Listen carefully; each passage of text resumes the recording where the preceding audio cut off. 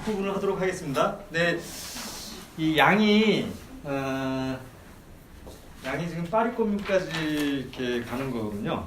근데 이제 양이 굉장히 많고, 제가 이제 이 시간이 이 자체 강의를 다 할 수 있으면 4번 항목을 좀 자세하게 다루고 싶은 그 생각이 좀 있어요. 1848년, 1849년 유럽의 혁명들에서 노동자 개국. 근데 이제 이 강의 자체는 사회주의 노동운동사 강의 전체 강의는 아니거든요.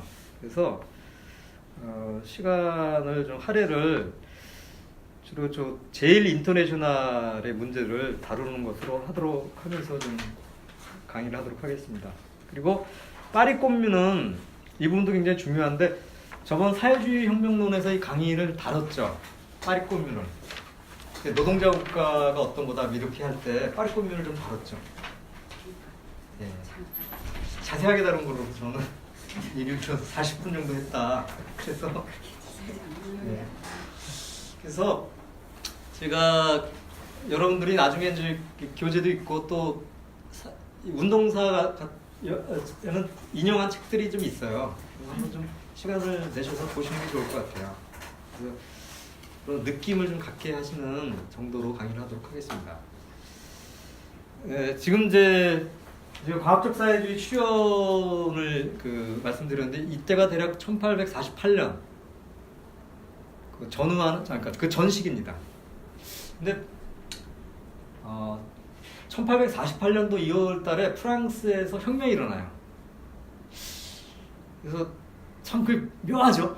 과학적 사회주의가 출현을 했는데 그게 얼마 안 있다가 혁명이 일어나요. 그래서 이제 막스의 영향을 받아서 혁명이 일어난 거 아닌가? 전혀 안 그렇습니다. 이미 혁명이 일어날 조건이 돼 있는 건데 우연히 일치한 거예요. 제가 역사에서는 그런 일들이 발생을 하는 것 같아요.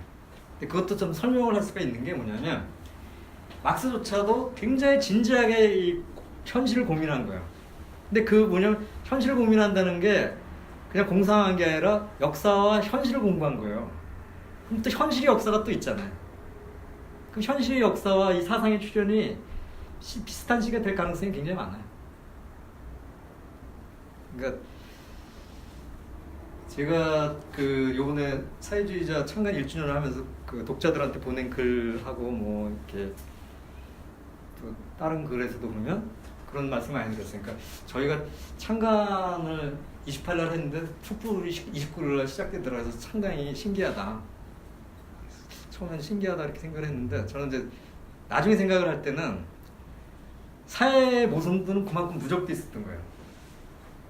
계속 정말 이게 계속 간다는 게 이상할 정도 누적돼 있었고, 저희는 또 역으로 아니 세상이 꼭 이렇게 간다는 거에 대해서 뭐 아니지 않냐.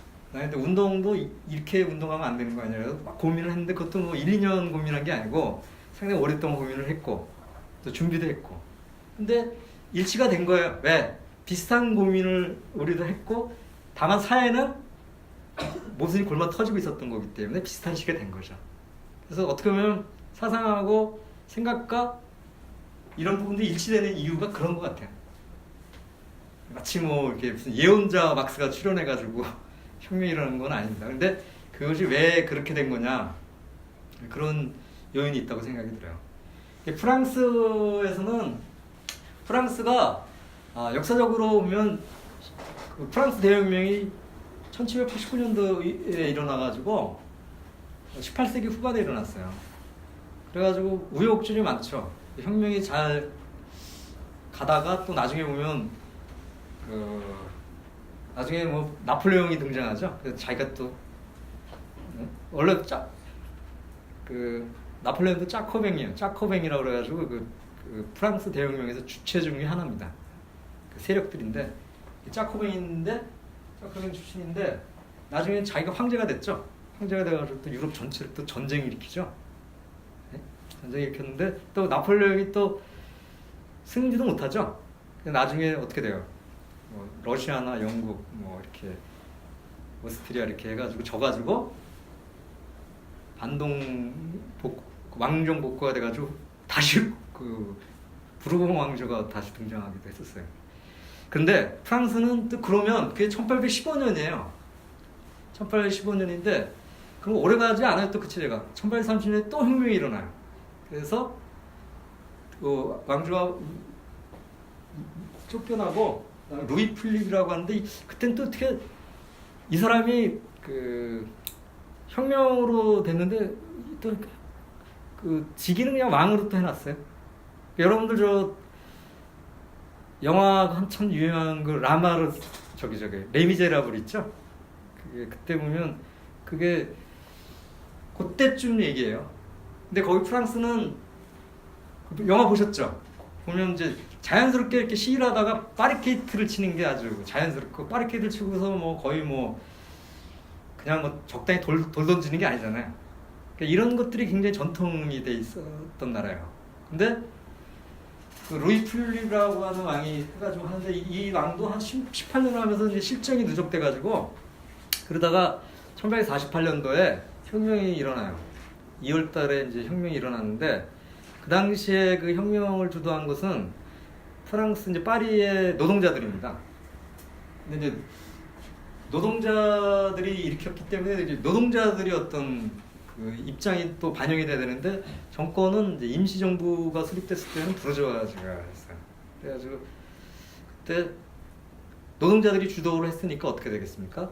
부르주아지들이 이제 일종의 기만책으로 실업자 구제용 뭐 국영공장을 만들고 그래요. 근데 결국은 그게 오래 가지 않고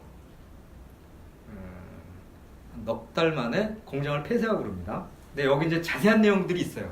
이 자세한 내용들은 제가 오늘 이 얘기를 하다 보면 이 강의 하나로만 그 강의가 다 돼야 되는 상황이라 문서를 한번 봐주세요. 그래서 어떻게 되냐면 2월달에 혁명이 일어나가지고 쭉 가다가 결국은 부르주아지와 프롤레타리아가 정면으로 충돌하게 됩니다. 왜냐하면 국영 공장을 폐쇄해버리니까 노동자들이 봉기를 일으켜가지고 노동자들이 파리에서 또 한 번 격돌을 하죠.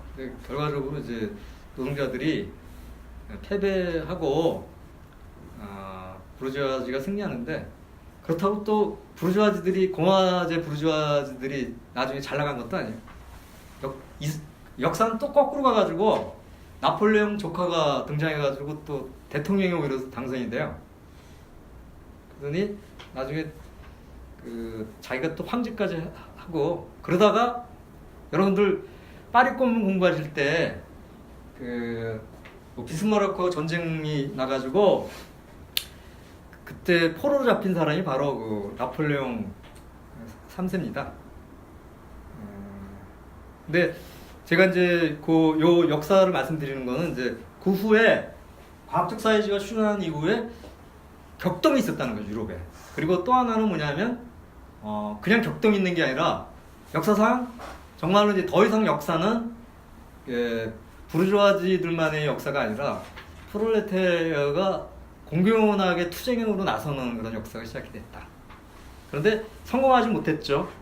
성공하지 못했습니다. 그런 상태에서 반혁명이 오는데 그 후에 상당히 이제 오랫동안 운동이 침체가 돼요. 그러다가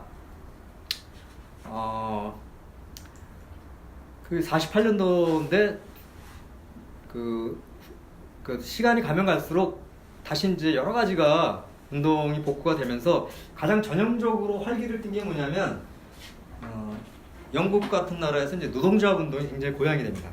고양이 되고 활력이 또 생기고 그리고 또 하나는 우리가 볼 때 유럽은 대부분의 경우에 강대국들의 나라로만 생각을 하는데 유럽은요 19세기, 20세기까지도 보면 유럽 내에 식민지가 많았어요. 그러니까 예를 들면 뭐 영국의 식민지가 어디였죠 그 당시에? 영국 아니 유럽 내. 그러니까 우리가 보면 이제 식민지 그러면 아시아나 아프리카나 뭐 남미 이렇게 생각을 하는데 유럽 자체에 있었어요. 그래서 우리 영화도 많이 나오잖아. 영국 하면 아일랜드가 그 바로 옆에 있는 나라가 그 당시에 식민지였어요. 그다음에 폴란드가 이제 그 여러 민족들 러시아 뭐 그다음에 뭐 다른 나라까지 해갖고 억압을 받고 있었죠. 그다음에 이탈리아가 이탈리아가 어디에 억압 속에 있냐면 오스트리아. 그러니까 굉장히 어떻게 되냐면 지금 뭐 체코, 뭐 헝가리 등등이 다 억압 상태에 있었던 거예요. 그러니까 그게 이제 오스트리아 헝가리 제국의 억압 속에 있어가지고 사실 우리가 유럽은 다들 뭐 이렇게 잘 나가는 나라만 있는 거라고 생각하는 거의 식민지였던 사람들이 엄청 많았던 거예요. 거의 피어간 민족이. 그래서 그 당시에 이제 그것이 10세기 중반에 그 저항 운동이 올라와요. 그래서 어떻게 되냐면 두 가지가 있어요. 노동자 운동이 올라가면서 파업이 상당히 올라가고, 그다음에 민족적 억압에 대해서 반대하고 독립운동이 또 올라가요. 그런데 당시에 이제 노동운동이 저는 그 초기에 청년기였다고 할 수 있는데 굉장히 건강했어요. 왜냐하면 국제연대가 굉장히 잘 됐어요. 파업 투쟁을 하면 노동자들끼리 다른 나라의 그 노동자들과 연대가 잘 됐어요. 그다음에 피어가 민족들이 억압을 받으면 노동자들이 그 국제연대를 굉장히 많이 했어요. 특히 이제 폴란드에 대한 연대, 아일랜드에 대한 연대, 그다음에 또 이제 당시에 보면 남북 전쟁도 있었어요. 그때 보면 이제 노동자들이 노예제 폐지에 또 연대를 하고, 그래가지고 어떻게 되냐면 이제 비유를 많이 드는데 그 당시에 노동운동은 굉장히 소규모였어요. 소규모지만 굉장히 그 위대했다 이렇게 평가를 많이 받습니다. 정말 그게 뭐냐면 내가 뭐 노동자니까 뭐 내 임금 인상 투쟁이나 열심히 하면 되지. 그다음에 자기 거죠. 그러니까 다른 사람이 하는 건 또 관심도 없고, 그러니까 이런 상태가 아니었다는 거예요. 굉장히 연대가 굉장히 잘 됐어요. 그러니까 그런 상태에서 이제 어떻게 되냐면 1860년대로 넘어와서 그때도 이제 어떻게 되냐면 프랑스 노동자들이 폴란드의 어떤 민족해방투쟁 연대를 하기 위해서 영국에 왔어요. 그때 이제 영국의 오소라고 하는 노동운동 지도자가 국제적인 조직을 좀 만들어야 될 때가 된 것 같다. 그래가지고 편지를 보냈는데 프랑스에서 좀 답변을 좀 늦게 보냈어요. 63년도에 보냈는데 이제 그 답변이 오면서 이제 그걸 보고를 하면서 국제적인 조직을 한번 만들어 보자 해서 1864년도 9월 28일에 세인트 마틴홀에서 소집이 됐는데 이 부분이 이 조직이 제1 인터내셔널입니다. 그때 이제 국제 노동자협회라고 이렇게 이름을 하는데 제1 인터내셔널이라고 그래요. 근데 여러분들 앞으로 공부하실 때 제1 인터내셔널, 제2 인터내셔널, 제3 인터내셔널 이런 용어가 나오거든요.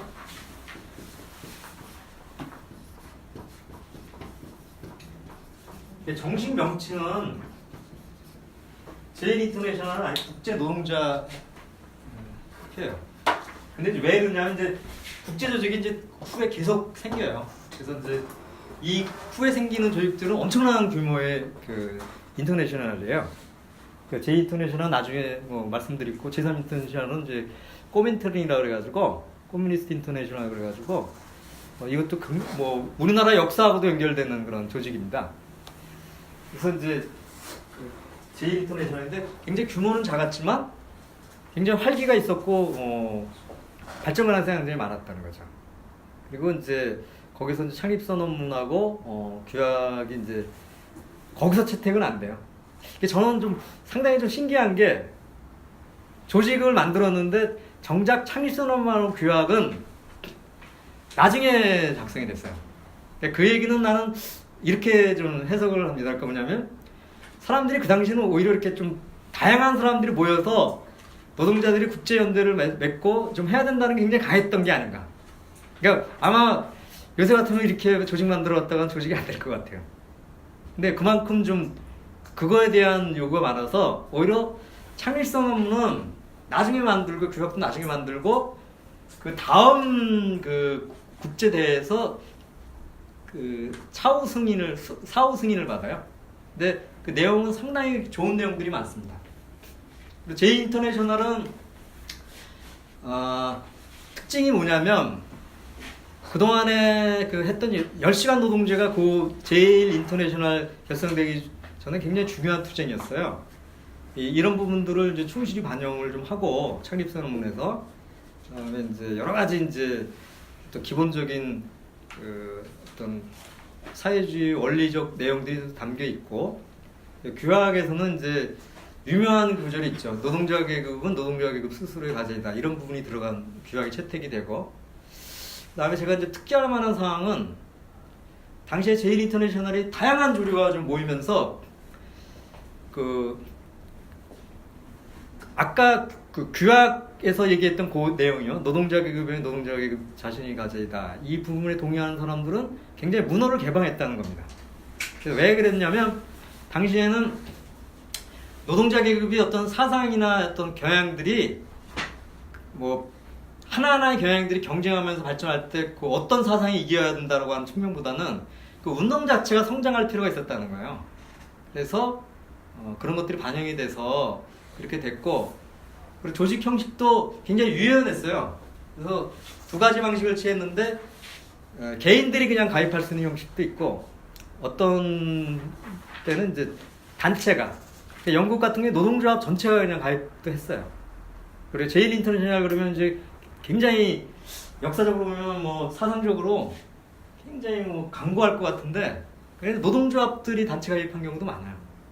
굉장히 좀 그 문호를 개방한 상태였고요. 그리고 지금부터는 제일 인터내셔널의 주요 활동에 대해서 살펴보도록 하겠습니다.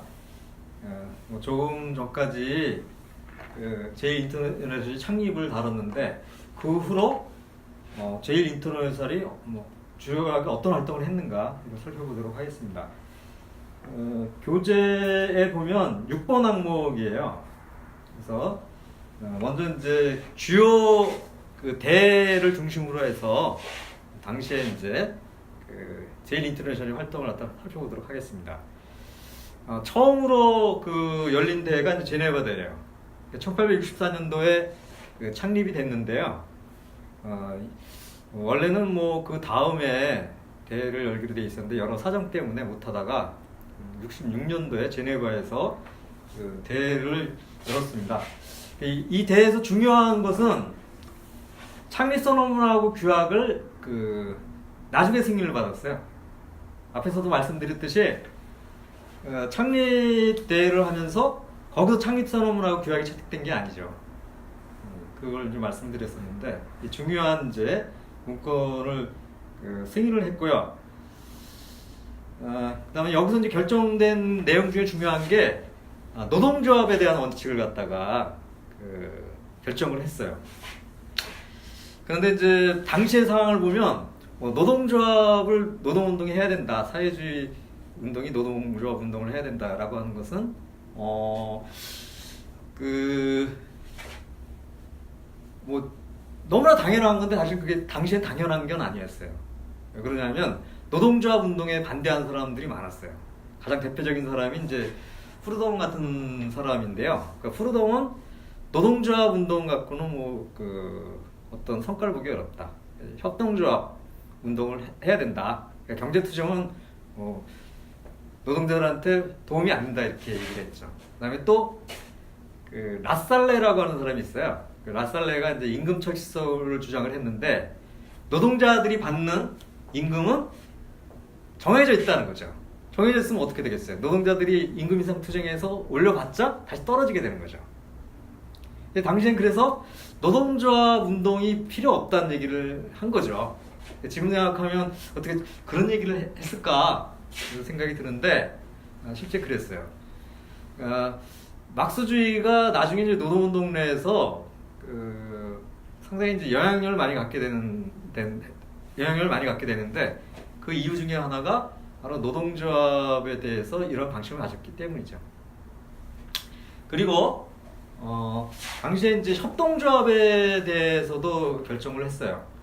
협동조합에 대해서는 원래 이제 푸르동주의자들이 협동조합을 강조를 해서 창립선언부에 들어가 있는데, 당시에는 그 협동조합에 대해서 너무 강조하는 그런 그 입장이 있어요. 근데 노동자들이 협동조합만을 해가지고 자신들의 그 문제를 갖다 해결할 수 있는 건 아니죠. 그래서 그러니까 노동자들이 이제 정치 투쟁을 통해서 노동자들이 이제 자신의 어떤 권력을 수립을 해야 된다, 이런 것들이 중요하다는 얘기도 하면서, 이제 어떻게 보면 초기에 그 제일 인터내셔널에서는 여러 입장들이 있기 때문에 그 절충적인 측면이 좀 있어요. 서로 간의 차이점을 뭐 너무 부각시키지 않고 서로 간에 서로 수용할 수 있는 내용들을 좀 많이 얘기하는 그런 게 있었습니다. 그리고 이 대에서 중요한 부분이 이제 8시간 노동제인데요. 그 전까지 창립선언문에도 들어가 있듯이 그 전까지 그 노동시간 단축 투쟁에서 중요한 게 몇 시간이었죠? 10시간이죠. 10시간이었는데 지금부터는 이제 8시간 노동제라고 하는 것을 주장하게 됐습니다. 나중에 이제 8시간 노동제는 국제적으로 보편적인 이제 요구사항이 되죠. 그리고 이 부분은 이제 그 후에 제2 인터내셔널에서도 주장이 되면서 계속 노동운동이 중요한 요구가 됐습니다. 그리고 당시에 또 하나 중요한 결정이 뭐냐면 상비군이 폐지예요. 근데 이 상황이 들어간 것은 우리가 이제 역사를 보면은 좀 쉽게 이해할 수가 있습니다. 그러니까 노동자들이 투쟁을 했을 때 나중에 보면 노동자들이 이제 탄압을 받으면서 그동안의 그 투쟁의 성과가 다 무시되는 경향이 많은데, 그게 1848년도에 프랑스에서 전형적으로 일어났는데 탄압을 받으면서 무력에 의해서 진압이 되잖아요. 그래서 노동자들은 그 상비군이 어떤 역할을 하는지에 대해서 정확하게 알고 있었던 거죠. 그래서 중요한 그 어떤 실천적 지침으로 상비군을 폐지해야 된다는 내용들이 들어갔습니다. 예. 그 다음에 그 개최된 대회가 로잔느 대회입니다. 네, 로잔느 대회 전에 중요한 그 어떤 사건이 있었는데, 이게 뭐냐면 1867년 2월에 일어난 파리 청동공의 파업이었습니다. 제일 인터내셔널을 보면 제일 인터내셔널이 했던 역할 중에 가장 중요한 역할 중에 하나는 뭐냐면 이 파업 투쟁의 경험들을 다른 지역에서 곧바로 배워서 그것을 실천하는 거였어요. 그래서 이러한 이제 파리 청동공들의 그 파업은 그 다른 나라에도 어떤 투쟁이 이제 모범이 되는 거죠. 그래서 급속하게 이런 투쟁이 다른 지역에도 전파가 됐습니다. 그리고 로잔느 대에서 중요한 결정이 뭐냐면 운수와 교환의 모든 수단을 국유화해야 한다는 거예요. 그러니까 보통 이제 사회주의 그러면 생산수단이 사적 소유를 폐지하고 사회적 소유를 하고 국유화한다, 이런 주장이 있잖아요. 그런데 이제 처음부터 이게 들어가지 못했어요. 왜냐하면 이거에 대해서 또 반대하는 사람들이 있기 때문에. 그런데 이제 로잔느 대에서는 이 결정이 들어가면서 중요한 전진이 이루어지는 거죠. 당시에 이 대에서 결정되는 문건들은 상당히 그 많은 지역으로 퍼져나갔어요. 이 결정된 내용 자체가 이제 그 후에 문건화돼서 다른 나라에 가서 다 읽고 하기 때문에 하나의 결정된 부분이 어떤 사상적으로 노동자들이 사상이나 이런 부분에 지대한 영향을 미치고 있었어요. 또 이 대의 결의에서 특히 말하는 것이 또 하나 있는데, 그것은 이제 정치적 개량을 위한 투쟁에 관한 것이었습니다. 그래서 제가 이제 그 해당된 사항을 간략하게 좀 인용을 해보면 이렇게 돼 있어요. 의제에는 이렇게 쓰여 있었다. 정치적 자유를 빼앗기는 것은 노동자의 사회적 해방에 대한 하나의 장애이고 사회적 혼란의 주요한 원인이 하나가 아닌가. 어떻게 하면 조속히 정치적 자유를 재건할 수 있는가.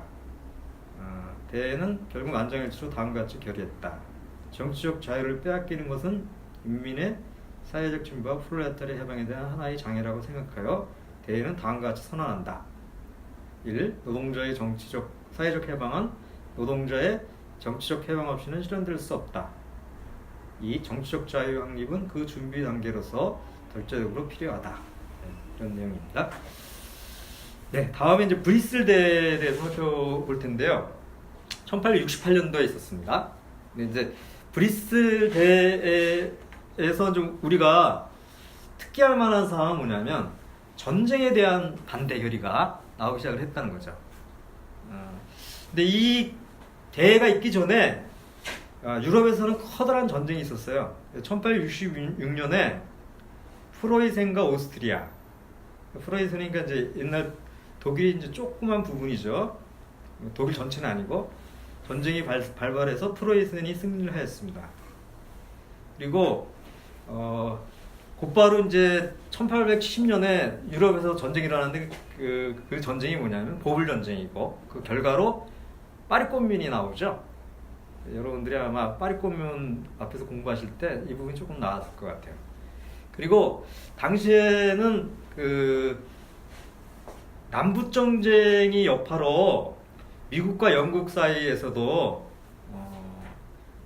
전쟁이 일어날 가능성이 있었다고 합니다. 그때 제일 인터내셔널이 이것에 대해서 반대하기 위한 활동을 열심히 벌였던 것이죠.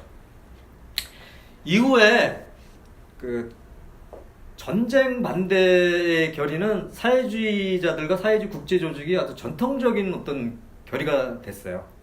그래서 그로 뭐 사회주의자라고 하면 자본가들이 자기들이 이해를 위해서 벌이는 전쟁이나 뭐 봉건 세력들이 자기 왕조들이 벌이는 전쟁 이런 것들에 대해서 원칙적으로 다 반대하는 입장을 취하고 있었고 또 견결히 투쟁을 했습니다. 그리고 이것은 이제 하나의 전통이 됐는데 제가 이제 다음 강의에서 제2 인터내셔널 다룰 때 심각하게 다루게 될 텐데 제2 인터내셔널 초기에는 비슷하게 전쟁 반대 결의를 했었어요. 그런데 이제 나중에 보면 제1차 세계대전이 일어나니까 제2인터내셔널의 대부분의 지도자들이 전쟁에 찬성하는 일이 발생해서 커다란 운동에 이제 그 폐해를 가져오게 됐어요. 그래서 그걸 이제 나중에 나오기 때문에 이때의 결정이 중요한 이 결정이 중요하다라고 하는 것을 오늘 요 정도로 좀 말씀을 드리도록 하겠습니다. 그리고 브뤼셀 대해서는 그 국유화의 부분이 전에는 토지나 경작지, 산림 이런 것들은 안 들어갔는데 이것도 들어가기 시작을 했다. 이것이 중요한 특징이라고 할 수 있습니다. 예, 그러니까 제가 이제 간략하게 제일 인터내셔널의 주요 활동을 이제 살펴봤는데요. 그 제일 인터내셔널은 그러면 자본가들과의 관계에서 어떠한 입지를 확보했는가 이런 걸 말씀드리면서 제일 인터내셔널 부분은 좀 마무리하도록 하겠습니다. 처음에 제일 인터내셔널에 출연했을 때 자본가들이 취한 정책이 있어요. 그게 뭐냐면 무시 정책입니다. 처음부터 막 제일 인터내셔널에 대해서 반대하거나 막 탄압한 게 아니고 무시 정책이에요. 자본가들은 이제 처음에 어떤 세력이 성장하기 전에는 아예 그냥 없는 것처럼 대하는 경우가 많죠. 우리나라에도 보면 뭐 그런 경우가 많아요. 사회주의 세력이라 뭐 진보 세력은 아예 없다고 얘기할 수는 없죠, 이미. 근데 사회주의 세력에 대해서는 마치 없는 듯이 대하는 경우도 좀 있습니다. 비슷해요. 그런데 제일 인터내셔널에 대한 자본가들의 이러한 태도는 오래 갈 수가 없었어요. 왜 그러냐면 제일 인터내셔널이 이제 파업 투쟁을 그 경험을 곳곳에 전달하는 그런 역할을 했잖아요. 그리고 이제 국제적 연대의 적극적인 조직자로 나타났기 때문에 자본가들이 위협을 느꼈죠. 그래서 자본가들이 이제 그러고 나서 탄압을 시작을 해요. 정치적으로 이제 박해를 가하고. 그런데 이제 박해를 받는다 그래가지고 그 운동이 약화되는 건 아니에요. 오히려 이제 그 박해를 받았기 때문에 제일 인터내셔널이 위축됐다기보다는 더 발전을 했죠. 그리고 중요한 게 뭐냐면 노동자들 사이에서는 확고한 위치를 확보한 거예요. 제일인터내셔널이 노동자의 편이다. 그러니까 이렇게 각인이 된 것이죠. 네, 그래서 제일인터내셔널에 대한 부분은 뭐 제가 이 정도로 좀 마무리하도록 하겠습니다. 그리고 제 강의가 이제 파리 콤뮌까지에 해당돼요. 파리 콤뮌까지 요번에 강의가. 그런데 파리 콤뮌은 저번에 앞 강의에서 사회주의 혁명론 다룰 때 그다음에 뭐 노동자 국가 이렇게 다룰 때 상당히 좀 많이 다뤘죠. 특히 이제 사회주의 혁명론에서 뭐 파리 콤뮌을 한 40분 정도 한 걸로 알고 있어요. 그래서 제가 그 내용은 반복하지 않고 그걸로 대체하도록 하겠습니다. 그리고 강의 자료에 7번 파리 콤뮌에서 제가 파리 콤뮌의 어떤 주요 일지하고 의와 교훈 이렇게 정리를 해놓은 게 있는데요. 이거는 이제 자료로 대체하도록 하겠습니다. 다만 좀 제가 하나 좀 말씀드리고 싶은 것은 파리 콤뮌에서 나온 이제 여러 가지 원칙들이 있는데 그 중에 하나가 모든 공직자의 선출과 서한이죠. 근데 선출 그런 거는 좀 굉장히 우리가 익숙하죠. 근데 이제 소환제가 도입됐다는 거예요. 선출된 사람도 선출한 사람들이 불신을 하면 소환이 돼서 물러나게 한다는 거죠. 아마 이런 것들이 나온 것은 프랑스 노동자들이 경험해서 나왔을 것 같아요. 그러니까 그냥 뭐 나온 게 아니라 뭐냐면 뭐 프랑스 대혁부터 해서 이렇게 쭉 보면 뭔가 같이 시작을 해서 자기들의 대표라고 하는 사람들을 선출해 놓으면은 그 사람들이 계속 자기 편에 서서 투쟁하는 경우보다는 변질되는 경우가 많았다는 거죠. 그래서는 이게 어떤 계급적 본능인 것 같기도 해요. 자기들이 선출하니까 무조건 선출한 사람들은 무조건 이제 신뢰를 한다가 아니라 이 사람이 잘못하면 자를 수도 있다. 굉장히 어떤 민주주의에서 중요한 요소라고 할 수 있죠. 그래서 이 부분은 이제 우리가 이제 촛불에서 경험을 좀 했잖아요. 촛불에서 박근혜도 선출됐잖아요. 탄핵을 당했죠. 그런데 이제 그 경험을 하면서 사람들이 어떻게 됐냐면 선출된 사람들도 잘못하면 이제 소환해야 된다라고 하는 생각들이 이번에 많이 퍼진 것 같아요. 그래서 뭐 여론조사에도 보면 뭐 국회의원 소환제에 대해서 거의 뭐 85%가 찬성을 하는 걸로 나와요. 중앙일보 여론조사에 보면. 그러니까 사람들은 이제 이렇게 된 것 같아요. 뭐 대통령도 잘못해서 내려오게 했는데 뭐 누구든지 할 수 있는 거 아니냐. 이거는 이제 민주주의에서 굉장히 중요하고 또 하나의 전진이라고 생각을 합니다. 그러니까 이제 일종의 이제 선출을 했으면 그 사람들은 다음 선거까지는 뭔 짓을 해도 어쩔 수 없다가 아니라 언제라도 선출한 사람들의 의지에 따라서 그 자리를 그만두게 할 수 있다. 그래서 저는 이 부분이 촛불 집회에서 우리가 굉장히 중요하게 얻어낸 쟁취한 어떤 소중한 경험이 아닌가 이렇게 생각을 합니다. 그래서 앞으로 개헌을 뭐 한다고 하는데 뭐 개헌이 잘 진행이 안 되고 있죠. 이제 특히 이 국회의원 소환제를 헌법에 넣어야 된다 그렇게 생각을 해요. 국회의원들은 제일 싫어하죠. 그래서 거의 논의를 안 하고 있는데 촛불의 어떤 민중들의 의지를 반영하는 것이 그 하나가 바로 국회의원 소환제를 도입을 해서 국회의원들이 이제 특권을 갖고 무슨 특권의식에 젖어가지고 민중들을 위해 군림하려고 하거나 뭐 군림하는 정도가 아니라 막 부패 사건도 많이 일으키잖아요. 그러니까 이런 것들을 청산해 가는 하나의 과정으로 이렇게 삼아야 되지 않겠나 이렇게 생각합니다.